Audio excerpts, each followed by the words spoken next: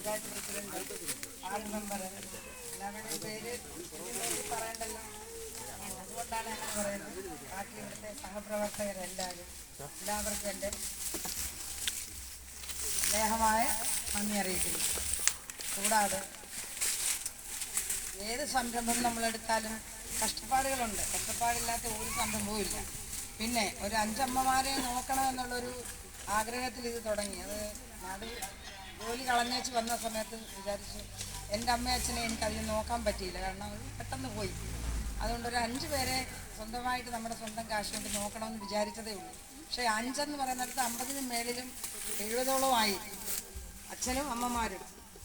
അത്രയും അമ്മമാരുടെ അച്ഛന്മാരുടെ ഒരേ ഒരു മോള്.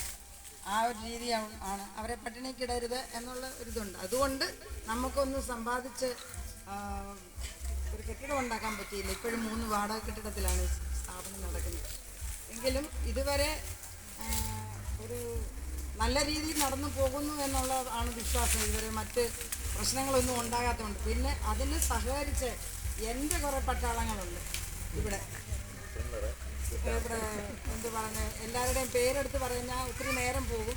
ഈ നിൽക്കുന്ന ബാഡ്ജ് വെച്ച് ഈ കുറേ പട്ടാളങ്ങൾ എൻ്റെ കൂടെ എന്നോടൊപ്പം ഇപ്പം അതാണ്ട് ഒരു മൂത്ത സഹോദരനും കൂടെ ആയി എനിക്ക്.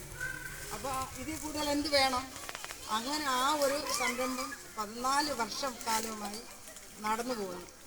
നമുക്കൊരു സ്പോൺസറോ അല്ലെങ്കിൽ മറ്റ് ദൂരദേശങ്ങളിൽ നിന്നുള്ള പണം വരവോ ഒന്നും തന്നെയില്ല. അത് നമ്മുടെ ബാങ്ക് കാര്യങ്ങൾ ശ്രദ്ധിച്ചാലറിയാം. പക്ഷേ എന്നാലും ഒരു നേരം പോലും പട്ടിണിക്കിടാതെ അമ്മമാരെ സംരക്ഷിക്കുന്നു.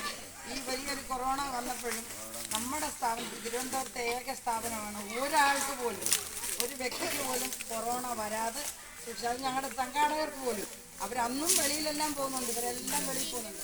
എങ്കിലും ഒരാൾക്ക് പോലും ഒരു കൊറോണ എന്ന് പറയുന്ന അസുഖം ബാധിക്കാതെ ഞങ്ങൾ സംരക്ഷിച്ചു. പിന്നെ നിങ്ങളെപ്പോലുള്ള പല സ്ഥലത്തും ഇതുപോലുള്ള ആൾക്കാരും ഞങ്ങൾ പോകുന്നുണ്ട്. അവരെല്ലാം നമുക്ക് കൂട്ടാണ്. ഇപ്പോഴും എവിടെ പോയാലും അവർ ഞങ്ങളെ വിളിക്കുകയും എങ്ങനെയുണ്ട് അമ്മമാർ, എങ്ങനെയുണ്ട് അച്ഛന്മാർ,